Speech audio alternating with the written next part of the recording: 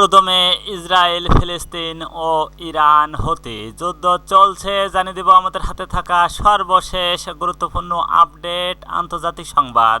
ইসরায়েলে বৃষ্টির মতো রকেট হামলা, চোখে অন্ধকার দেখলেন নেতানিয়াহু। এরপর জানিয়ে দেব ইসরায়েলে ভয়ঙ্কর হামলার প্রস্তুতি ইরান। আরও জানিয়ে দেব ইমরান খানের মুক্তির দাবিতে উত্তাল পাকিস্তান, পুলিশ নিহত। সর্বশেষ জানিয়ে দেব 36 ঘন্টার মধ্যে লিবাননে যুদ্ধবিরতির ঘোষণা করবেন ম্যাক্রো বাইডেন। এতক্ষণ শুনছিলেন সংবাদ শিরোনাম, এবার বিস্তারিত। তার আগে অনুরোধ থাকবে আজকের এই ভিডিও সম্পর্কে আপনার মূল্যবান মতামত। ভিডিওটি ভালো লাগলে লাইক, কমেন্ট ও শেয়ার করে সবাইকে দেখার সুযোগ করে দিন। ইসরায়েলে বৃষ্টির মতো রকেট হামলা, চোখে অন্ধকার দেখলেন নেতানিয়াহু। ঝাঁকে ঝাঁকে ছুটে আসছে রকেট, থামানোর কোনো উপায় নেই যেন নেই। রোববার 24 নভেম্বর ইসরায়েলের আকাশ এভাবে লিবানন থেকে ছোড়া রকেট বৃষ্টির মতো পড়ে। এতে চোখে রীতিমতো অন্ধকার দেখেন ইসরায়েলি প্রধানমন্ত্রী বেঞ্জামিন নেতানিয়াহু। এত রকেট ছড়ায় দিশেহারা হয়ে পড়ে ইসরায়েলের আকাশ প্রতিরক্ষা ব্যবস্থা। দেশটির সেনাবাহিনী জানিয়েছেন সকাল সকাল প্রায় 30টি রকেট ও ড্রোন দিয়ে হামলা চালানো হয়। এর মধ্যে কিছু রকেট বিভূত করতে সক্ষম হয়েছেন আকাশ প্রতিরক্ষা ব্যবস্থা। এছাড়া সব মিলিয়ে 250 শতাধিক ড্রোন ছোড়া হয়েছে। লেবানন থেকে ছোড়া 2টি ড্রোন ভূপাতিত করা হয়েছে বলে জানান ইসরায়েল সেনাবাহিনী।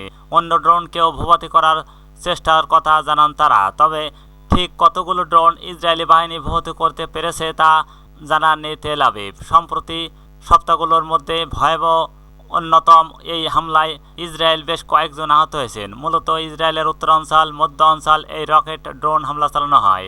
আহত কয়েকজনকে দ্রুত হাসপাতালে নিয়ে যাওয়া হয়। গত অক্টোবর থেকে ইরান এবং তার অন্যতম প্রক্সি লিবাননের প্রতিরোধ যোদ্ধাদের অব্যাহত হামলায় নাকাল ইসরায়েল। দেশটির তথাকথিত শক্তিশালী আকাশ প্রতিরক্ষা ব্যহ ভেদ করে ইসরায়েলের বিভিন্ন স্থানে গিয়ে আঘাত হানে এইসব রকেট। এতে ক্ষতিগ্রস্ত হয় দেশটির সামরিক স্থাপনাও। ইসরায়েলে ভয়ঙ্কর হামলার প্রস্তুতি নিচ্ছেন ইরান। ইসরায়েলের বিরুদ্ধে আবারও হুঁশিয়ারি উচ্চারণ করছে ইরান। দেশটি ইসরায়েলের বিরুদ্ধে ভয়ঙ্কর হামলার প্রস্তুতি। রোববার 24 নভেম্বর বার্তা সংস্থা রয়টার্সের এক প্রতিবেদনে এই তথ্য জানানো হয়েছে। ইরানের সংবাদ মাধ্যম তাসনিম নিউজ এজেন্সির এক সাক্ষাৎকার দেশটির সর্বোচ্চ ধর্মীয় নেতা আয়াতুল্লাহ খামেনির সিনিয়র উপদেষ্টা আলী লারিজানি ও বলেন, ইসরায়েলের বিরুদ্ধে ভয়ঙ্কর হামলার প্রস্তুতি নিচ্ছেন তারা। সামরিক কর্মকর্তারা ইসরায়েলকে জবাব দিতে বিভিন্ন কৌশলের পরিকল্পনা করছে।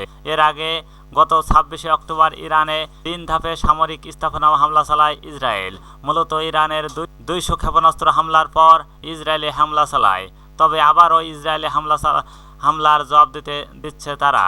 ইরানে হামলার পর ইসরায়েলি সামরিক বাহিনীর সিনিয়র মুখপাত্র ড্যানিয়েল হ্যাগারি বলেন, ইরানে ইসরায়েলের হামলা শেষ হয়েছে, আর হামলা চালাবে না ইসরায়েল। তিনি বলেন, ইরান চলতি মাসের শুরুতে তেল আবিবে যে হামলা চালিয়েছিল তার জবাবে ইসরায়েলি প্রতিক্রিয়া সম্পন্ন হয়েছে। কাতার ভিত্তিক সংবাদ সংস্থা আল জাজিরা আরও জানিয়েছেন, ইসরায়েলি সামরিক বাহিনী মুখপাত্র বলছেন, আমরা ইরানের সুনির্দিষ্ট সামরিক লক্ষ্যবস্তুগুলোর বিরুদ্ধে আক্রমণ চালিয়েছি এবং ইসরায়েলের রাষ্ট্রের তাৎক্ষণিকগুলোকে ব্যর্থ করে দিয়েছি। সামাজিক যোগাযোগ মাধ্যমে এক্সে দেওয়া এক পোস্টে এই কথা বলেন তিনি। হ্যাগারি বলেন, ইরান যদি প্রতিশোধমূলক হামলা চালায় তাহলে ইসরায়েল প্রতিক্রিয়া জানাতে বাধ্য।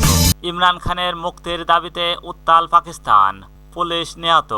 কারাগারে থেকে বিরাট বিক্ষোভের ডাক দিয়েছেন পাকিস্তানের সাবেক প্রধানমন্ত্রী তেহরিক ইনসাফের প্রতিষ্ঠাতা ইমরান খান।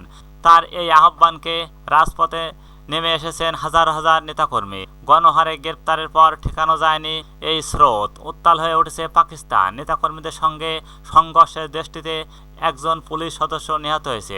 এছাড়া আহত হয়েছেন আরও কয়েকজন।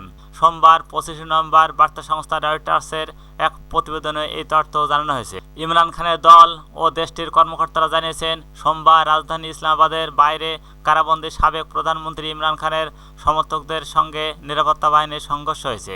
এতে অন্তত একজন পুলিশ কর্মকর্তা নিহত হয়েছে। এই সময় আহত হয়েছেন আরও কয়েক ডজন মানুষ। ইমরান খানের মুক্তির দাবিতে বিক্ষোভের ঘোষণার পর কর্তৃপক্ষ 2 দিন ধরে রাজধানী ইসলামাবাদে লকডাউন ঘোষণা করেছে। এছাড়া তাদের প্রবেশ ঠেকাতে সড়কগুলোতে ব্যারিকেড দেওয়া হয়েছে। প্রদেশের পুলিশের প্রধান ওসমান ও আনোয়ার বলেন, পুলিশের এক কর্মকর্তাকে গুলি করে হত্যা করা হয়েছে।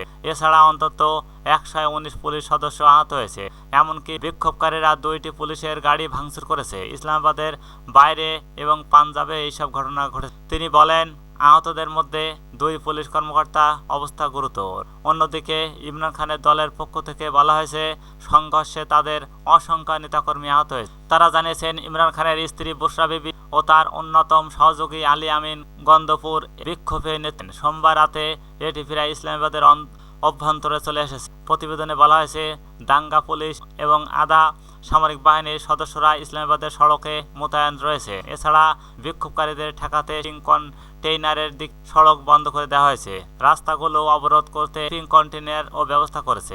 দেশটির কর্মকর্তারা জানিয়েছেন, বিক্ষোভকারীদের শহরে প্রবেশ ঠেকাতে পূর্বাঞ্চলীয় প্রদেশে শহর ও টার্মিনালের মধ্যে সব গণপরিবহন বন্ধ করে দেওয়া হয়েছে। পাকিস্তানের প্রতিরক্ষা খাজা মোহাম্মদ আসিফ জিও নিউজকে বলেন, পরিস্থিতি নিয়ন্ত্রণে সরকার ইমরান খানের দলের নেতাদের সঙ্গে আলোচনা চেয়েছে। সরকার এ বিষয়ে আন্তরিক, তবে এটি এখনো কোনো কাজ দেয়নি।